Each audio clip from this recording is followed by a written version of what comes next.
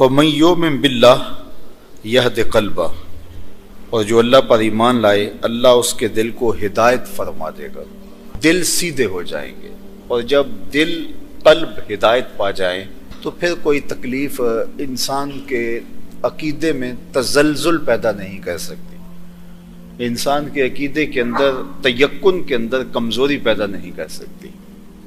یہ اذن کہ جو ہے میرے اللہ کی طرف سے ہے، تو کتنا بڑا انعام ہے جو اللہ پر ایمان لے آئے، جس کا یقین پختہ ہو جائے، جس کا اذعان مضبوط ہو جائے، تو اللہ اس کا صلہ کیا دیتا ہے؟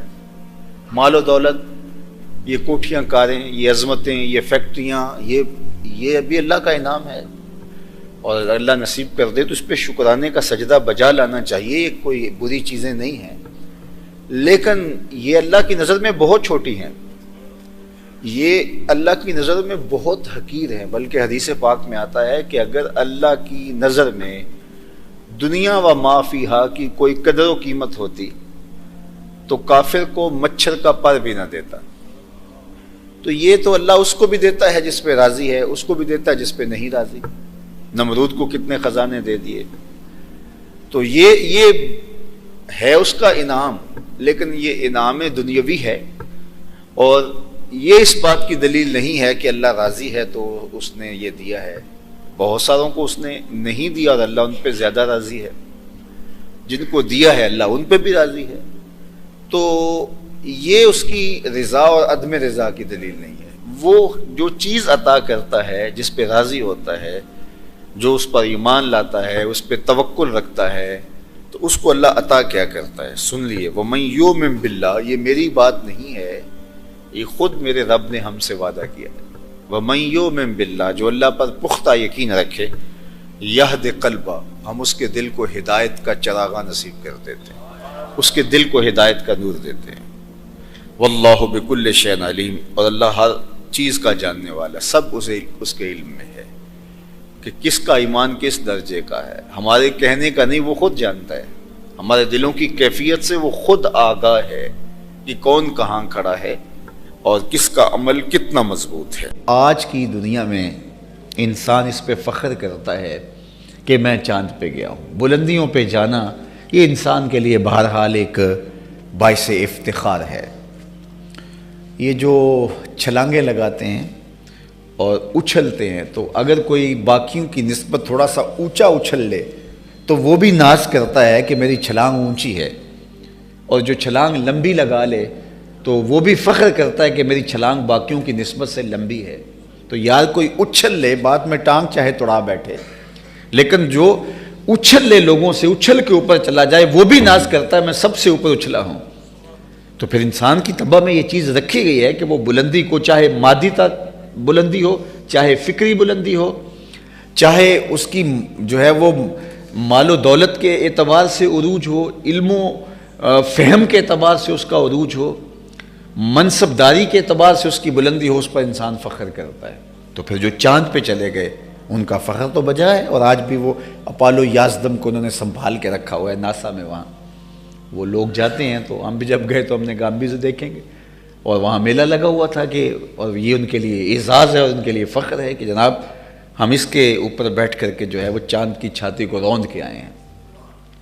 تو وہاں انسانیت کا فخر ایک اعتبار سے سر فخر سے بلند ہوتا ہے کہ انسان نے جو ہے وہ چاند کی چھاتی کو روندا ہے۔ تو پہلے تو بات میں عرض کیا کہ چاند پہ لوگ جا کے فخر کر رہے ہیں، لیکن یہ چاند میرے حضور کے قدموں میں آیا ہے۔ چاند پر پہنچ جانا حقیقت صحیح، مان لیا، چاند پر پہنچ جانا حقیقت صحیح، چاند قدموں میں لانا بڑی بات ہے۔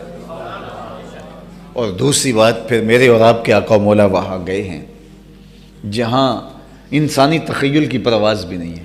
اچھا، بات نتیجے کی طرف میں آپ کے سامنے رکھنا چاہتا ہوں کہ اتنی بلندیوں پہ کروڑوں اربوں روپے خرچ کرنے کے بعد جو لوگ چاند پہ گئے ہیں، واپس پلٹ کے آئے تو فخر و مباحات کیا، پوری دنیا پہ دعوتیں کی، ملک و ملک گھومے، دنیا نے ان کو تکریمات دی، استقبالیہ دیے گئے، اعزاز و تکریم، پروٹوکول، بہت کچھ ملا کہ یہ ہیں وہ لوگ جو چاند پہ گئے تھے۔ اچھا، بات یہ ہے کہ چاند پہ گئے اور اربوں روپے خرچ کیے، تو وہاں جا کے انسانیت کے لیے کیا لائے؟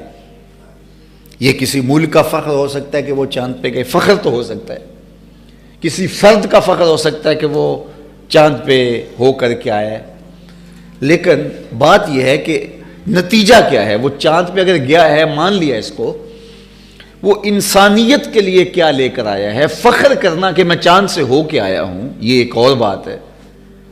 ایک درخت پھلوں سے بھرا ہوا ہو اور ایک آدمی پھل اوپر تک چلا جائے اور واپس خالی دامن ہی آ جائے تو وہ کہے کہ میں درخت سے اوپر سے چڑھ کے آیا ہوں۔ میاں نیچے لوگ بھوک میں تڑپ رہے ہیں، تم درخت کے اوپر تک گئے ہو اور پھلوں سے شاخیں لدی ہوئی ہیں، تو تم ہمارے لیے کیا لے کر آئے؟ وہ کہتا ہے وہ نہیں لا سکا۔ چاند پر گئے تو انسانیت کے لیے کیا لے کر آئے؟ تو وہ مٹی ہے تھوڑی سی، وہ جو دکھاتے ہیں کہ جناب یہ چاند کے سینے سے مٹی اٹھا کر کے ہم لائے ہیں۔ تو مجھے بتائیے کہ زمین پہ مٹی پہلے تھوڑی تھی کہ چاند پہ گئے بھی تو مٹی اٹھا کے لائے، لیکن میرے اور آپ کے آقا و مولا بلندیوں پہ گئے تو امت کی نجات کی ضمانت لے کر آئے، امت کے لیے رب سے ملاقات اور بندگی کا سلیقہ لے کر آئے، 50 نمازوں کی شکل کے اندر۔ یہ تحفہ ہے معراج کا۔ اللہ اکبر۔ سورۃ الفاتحہ، اس کو سبع مثانی اس لیے کہتے ہیں، یہ آیتیں 2 مرتبہ نازل ہوئی ہیں۔ ایک مرتبہ جب حضور گئے تو اس وقت یہ آیتیں لے کر آئے۔ عرش الہی کے نیچے ایک خزانہ خاص ہے، وہاں سے حضور کو تحفے ملے۔ خاص طور پہ بندے کے لیے سب سے بڑا اعزاز بندگی ہے، اور بندگی کا عملی ظہور نماز سے ہوتا ہے۔ علی ناظرہ قرآن پڑھنے سے بھی قلب کا تعلق قلب محمد سے جڑ جاتا ہے صلی اللہ علیہ وسلم۔ صرف خالی ناظرے پڑھتے رہو تو دل کا تعلق حضور سے جڑ جاتا ہے، لیکن آداب کی رعایت کے ساتھ، اس یقین کے ساتھ کہ یہ میرے رب کا کلام ہے۔ اللہ اکبر۔ فرمایا یہ قرآن اللہ کی وہ لٹکتی ہوئی رسی ہے جس کا ایک سرا تمہارے ہاتھ میں ہے، دوسرا سرا تمہارے رب کے ہاتھ میں ہے۔ کیسا ڈائریکٹ تعلق ہے اس قرآن کے ذریعے سے بندے اور رب کا پیدا ہوتا ہے۔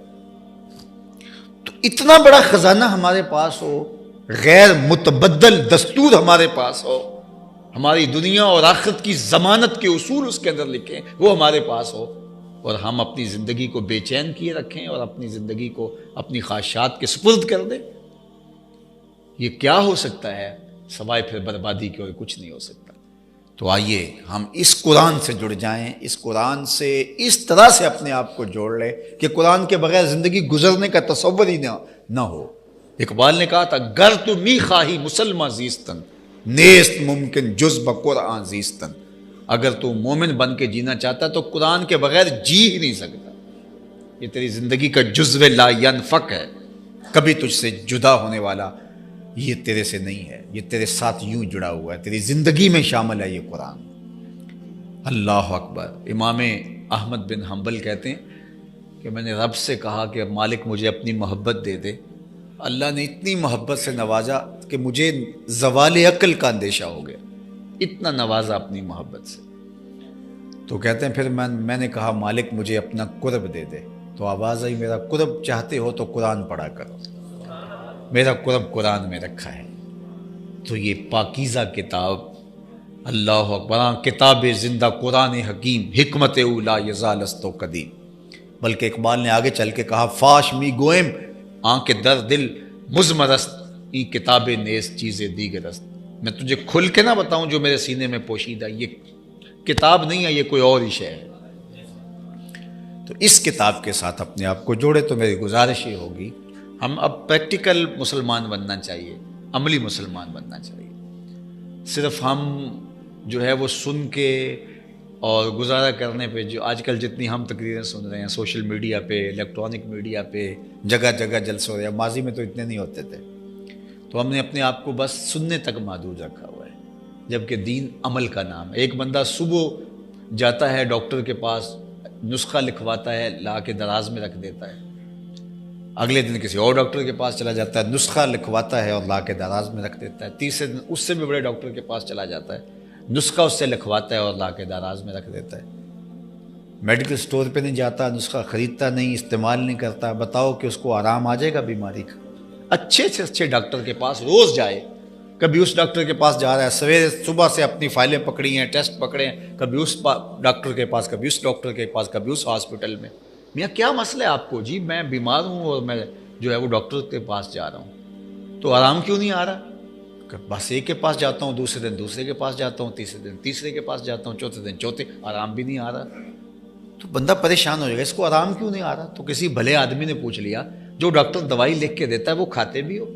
کہا نہیں کھاتا نہیں ہوں، وہ لا کے فائل میں لگا دیتا ہوں۔ تو کہا 100 سال بھی لگے رہو گے تو روگ ختم نہیں ہوگے، بیماریاں ختم نہیں ہوگی۔ ہم یہی کر رہے ہیں، جمعے کے دن بھی دوائی لے کے جاتے ہیں، ہفتے کے دن بھی دوائی لیتے ہیں، سوشل میڈیا سے بھی لیتے ہیں، الیکٹرانک میڈیا سے بھی دیتے ہیں، علماء کی صحبت میں جلسے بھی سنیں، لیکن فائلیں لا کے دراز میں رکھ رہے ہیں، کبھی ان کو استعمال نہیں کیا، عمل نہیں کیا۔ اس لیے من کے روگ ختم کیسے ہوں؟ عمل کرنا ہم جب سیکھیں گے، اپنے رویوں میں تبدیلی لائیں گے۔ یہ قرآن ایسی تھیوری ہے، اس کا پریکٹیکل کر کے دیکھیں، ہو ہی نہیں سکتا وہ نتیجہ نہ آئے جو قرآن نے بتایا ہے، ممکن ہی نہیں ہے۔ لیکن ہم نے اس قرآن کے ساتھ اپنے آپ کو جوڑا ہی نہیں ہے، ہم اس کو کتاب ثواب سمجھ لیا، حالانکہ یہ کتاب ہدایت تھی۔ ثواب بھی ہوتا ہے، اس میں بھی کوئی شک نہیں ہے، لیکن یہ کتاب ہدایت تھی، یہ ہماری زندگی بدلنے والی کتاب تھی۔ بچپن گزرا، جوانی گزری، ایام کہولت گزرے، بڑھاپا آ گیا، شیخ فانی بن گئے، قبر میں ٹانگے ہیں، لیکن ابھی تک یہ طے نہیں ہوا کہ یہ قرآن نازل کیوں ہوا تھا۔ سنا، اچھا بہت سارے تو سنتے ہیں سمجھتے بھی نہیں ہیں، چلو سمجھ بھی لیا لیکن عمل نہیں کیا۔ تو داراز میں دیکھو کہ اچھے اچھے ڈاکٹرز کے نسخے، اس کی تھپیاں لگی ہوئی ہیں، فائلوں پہ فائلیں پڑی ہیں، لیکن دوائی کبھی ایک کی بھی نہیں کھائی۔ لیکن اگر کوئی حکیم صاحب کی بھی پڑیا لے لیں، لیکن لے صحیح باقاعدگی کے ساتھ اور پرہیز بھی ساتھ کریں، تو ہو سکتا ہے کہ روگ اس سے بھی چلا جائے۔ لیکن جو ماہر ہے، پورے ٹیسٹ کر کے جس نے بتایا، کہ تشخیص کر کے بتایا کہ تیری بیماری یہ ہے، پھر تدبیر کی اس کا علاج یہ ہے، پھر عمل کرتا، پھر آرام نہ آتا، دینا تو پھر بھی اللہ نے ہے، لیکن پھر شکوہ تجھے کرتا، تو میرے رب نے قرآن میں انسانی امراض کی تشخیص بھی کی ہے، اس کا علاج بھی کیا ہے۔ یہ ہو ہی نہیں سکتا جس قرآن کو میرے رب نے شفا کہا ہے، یہ سینوں کی شفا ہے۔ تمہارے اندر کے روگ ختم ہو جائیں اگر قرآن کے ساتھ جڑ جائیں، تو آئیے اس قرآن کے ساتھ اپنی زندگی کو جوڑ لیں۔